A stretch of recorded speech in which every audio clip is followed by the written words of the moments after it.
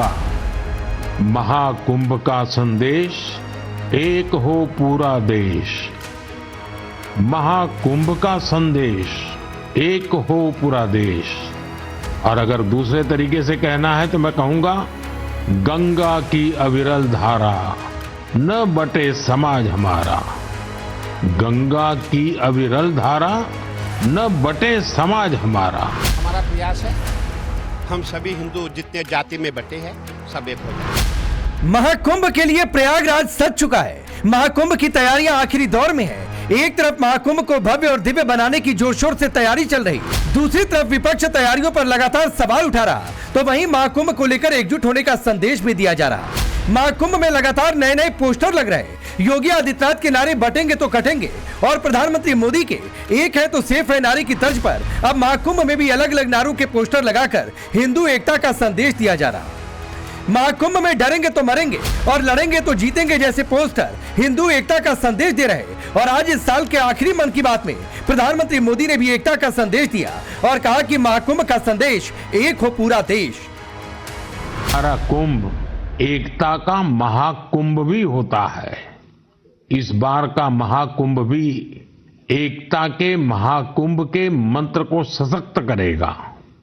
मैं आप सबसे कहूंगा, जब हम कुंभ में शामिल हो तो एकता के इस संकल्प को अपने साथ लेकर वापस आए। हम समाज में विभाजन और विद्वेष के भाव को नष्ट करने का संकल्प भी लें। अगर कम शब्दों में मुझे कहना है तो मैं कहूंगा, महाकुंभ का संदेश, एक हो पूरा देश।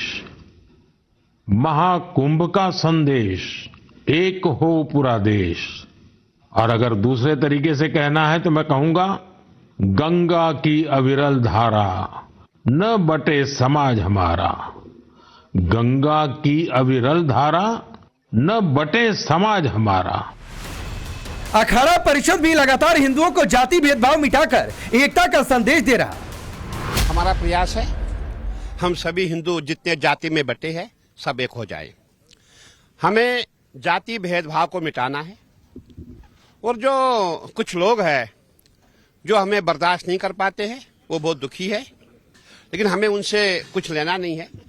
हमारा पूरा प्रयास है, हम सब जाति वाले एक हो जाएं और एक होकर के जो भी हमारे साथ अन्याय हुआ है, हमारे मंदिरों को मस्जिदें बनाई गई है, हमारे मंदिर का ताजमहल बन गया है, इस सब को वापस लिया जाएगा। वो तभी होगा जब हम सब एक हो जाएंगे। एक तरफ एकता का संदेश दिया जा रहा तो दूसरी तरफ अखिलेश यादव और उनकी पार्टी महाकुंभ पर सवाल उठा रही। अखिलेश यादव कुंभ की तैयारियों पर सवाल उठा रहे। अखिलेश यादव आरोप लगा रहे हैं, ना तो ब्रिज पूरे बने हैं, ना ही बिजली का काम पूरा हुआ। अखिलेश आरोप लगा रहे कि सरकार ने रियलिटी चेक कराया, लेकिन जिस जगह पर उन्होंने सवाल उठाए वहां का रियलिटी चेक नहीं कराया। इतना ही नहीं, अखिलेश धमकी भरे अंदाज में कुंभ की पोल खोलने की बात कर रहे हैं। लेकिन जो व्यवस्था हम लोगों को दिखाई दे रही है, और आप भी बेहतर जानते हैं कुछ चीजों को लेकर के, जब मैंने सवाल ये उठाया कि बिजली का काम अधूरा है और ब्रिज का काम जो होना चाहिए था, पेंटोन ब्रिजेस का, वो काम अधूरा है। कई महीनों की तैयारी के बाद कुछ ही बन पाए थे ब्रिजेस, और 20 से ज्यादा ब्रिजेस बनने उसमें। तो आप सोचिए 13 दिन या 14-15 दिन में कैसे ब्रिजेस बन जाएंगे। तो एज ए विपक्ष की पार्टी हमारी जिम्मेदारी बनती है सरकार को समय समय पर कटघरे में खड़ा करने के लिए। अब देखिए सरकार कितनी समझदार है, कितनी होशियार है। कुछ पत्रकार मित्रों से रियलिटी चेक कराया, जिसके लिए हम लोगों ने सवाल उठाया उसका रियलिटी चेक नहीं किया, कुछ और रियलिटी चेक करा दिया। जब पत्रकार का रियलिटी चेक हमने देखा तो हमने भी अपने पीडीए पत्रकार से कहा इसका भी रियलिटी चेक कर दो पत्रकार का। और अगर आप चाहो तो मैं वीडियो अभी प्ले करूंगा, वो रियलिटी चेक अभी प्ले करूंगा, मैं अभी प्ले करूंगा।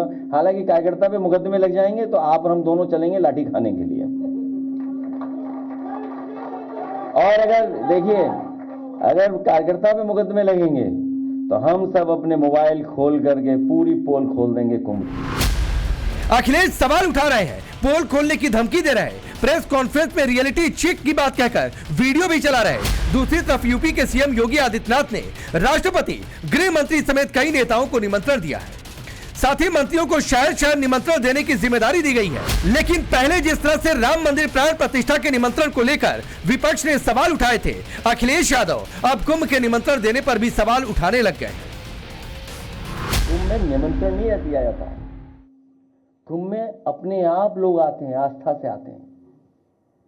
हालांकि मैं किसी के बारे में कुछ कहना नहीं चाहता हूं। जो हम लोगों ने अपने धर्म के बारे में सीखा, समझा और पढ़ा है वो यही है कि ऐसे आयोजनों में लोग स्वयं आते हैं।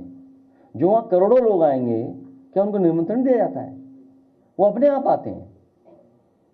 तो समझ लो ये सरकार अलग तरह की है। अब आप हमसे बेहतर जानते हो। महाकुंभ का सवाल आपने उठाया है।